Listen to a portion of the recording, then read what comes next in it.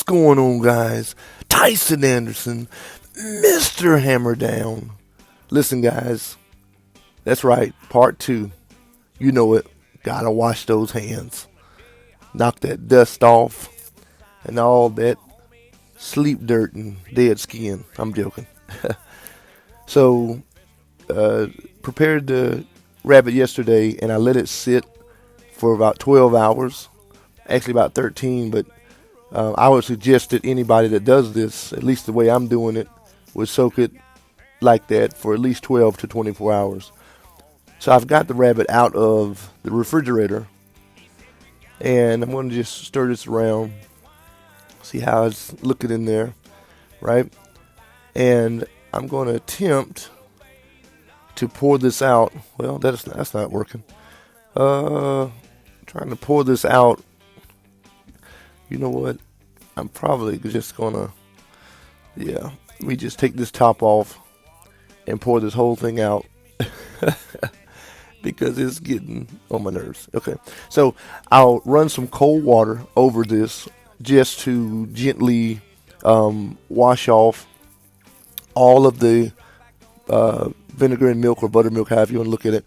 I'll clean this pot out right here because I'll actually use this in just a little bit, in just a second.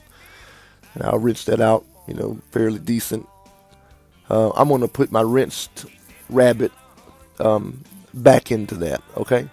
So like I said, just going back over the meat, constantly looking at it to see if you see pellets, hair, any kind of little pieces of bone. I think we're pretty good though, so I'm going to run through this pretty quick. And I always do that texture feel. So you can actually feel pieces or you can feel particles of dirt and different things. So I use my hands a lot on this, in my senses of my hands anyway, to see if I do feel any of that. Some people, like I said, they just throw it in there, let it sit overnight, boom, cook it. I'm very different when it comes to all things game. I'll keep that station a little clean, wipe that water up, okay? So I'm going to paper towel dry this, I'm sorry.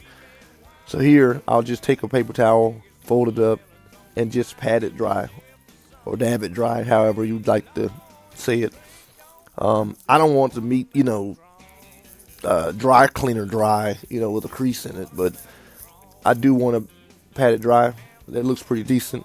So I usually use extra virgin olive oil, but today I'm going to use Crisco because I don't feel like going all the way back to Walmart to get extra virgin olive oil, but I do like and prefer that.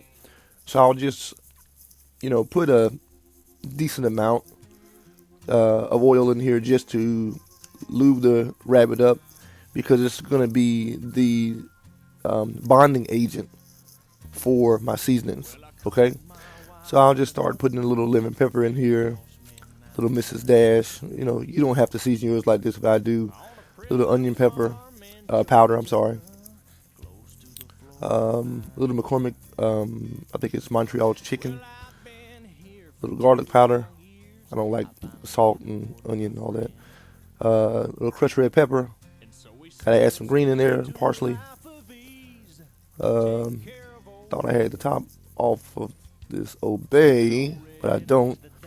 So take that off of there. Just a dab of that. Don't need a lot. It's already a lot of sodium in all of the other seasonings. Little Goya. Gotta have that Goya. Game changer. And that Weber's beer can chicken is something special, guys. Alright, that's that. Little black pepper. Then I'll get in there, stir it all up.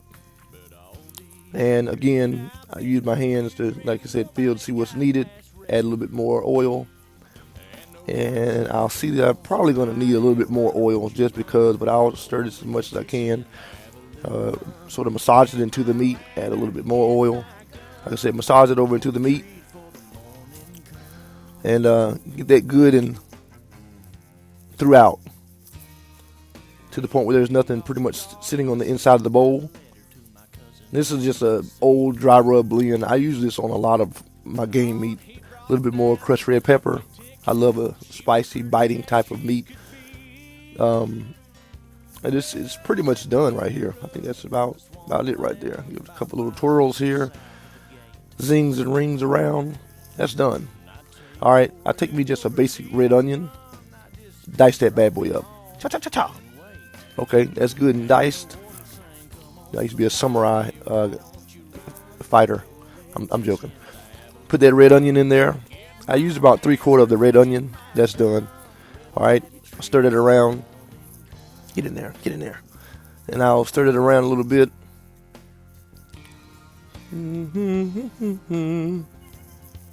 Yeah, give it a little stir. Like I said, just put the little onion. It doesn't have to be perfect, but okay. Now I'll go ahead and prep my baking pan. A little bit of oil in the bottom. Paper towel, go around. Use your hands. I mean, I'm not trying to be fancy, but I just a habit of what I'm doing.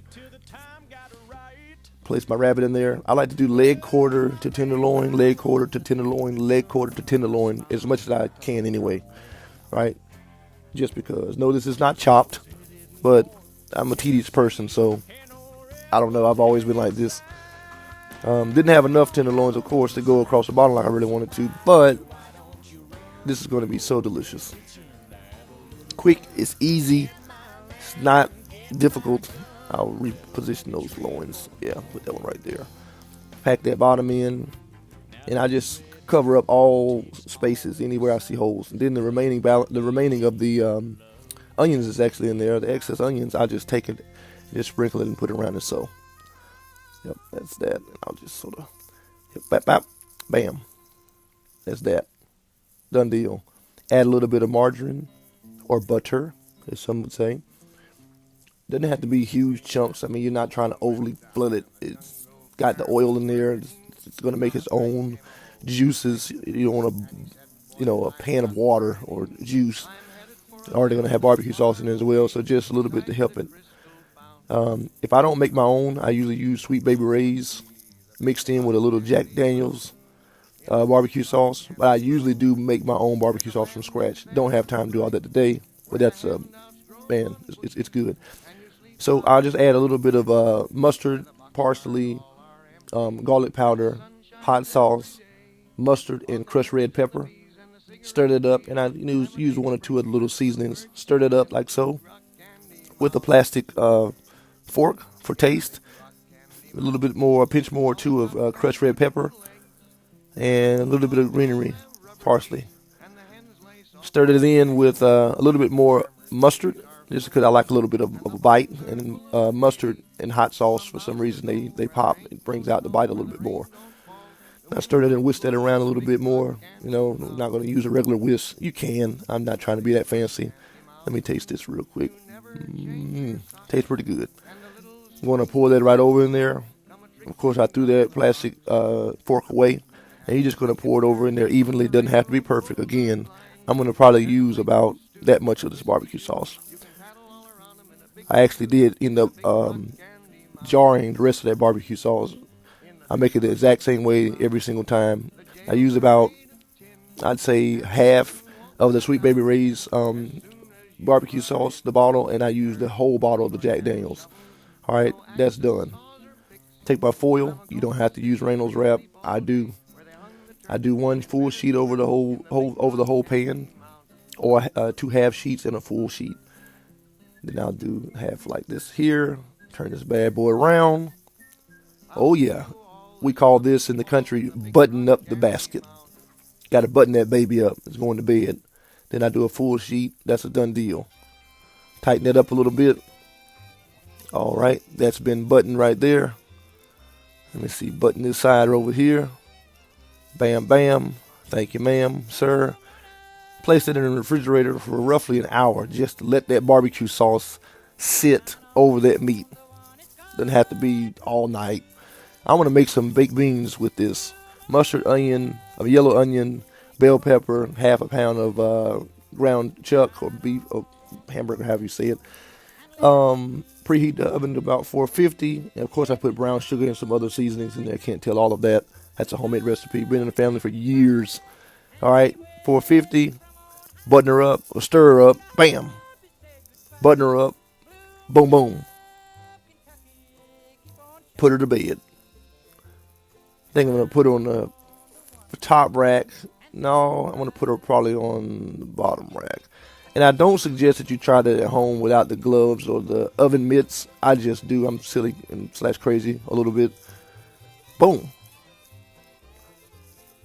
1 hour later. So I'll go back in here. I'll put my rabbit that was in the refrigerator in the oven with the baked beans on the top rack, guys. 450 degrees. Shut it. Oh, yeah. 30 minutes later. Open up that oven. Remove the baked beans. That's right. They're done. Stick a fork in them. Turn your oven down to 300 degrees and let them stay in for about 2 hours. Done deal. We'll be eating shortly, guys. Oh, yeah. 2 hours later.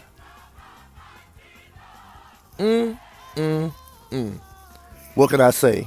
Not gonna toot my own horn, but I'm ready to eat. Fix me a plate, had to make that homemade potato salad. Oh yeah. Bon appetit. Oh, in the words of my good friend Mr. Art Fennell over there at Country Style, bon appetite. I hope you guys have enjoyed this video, guys.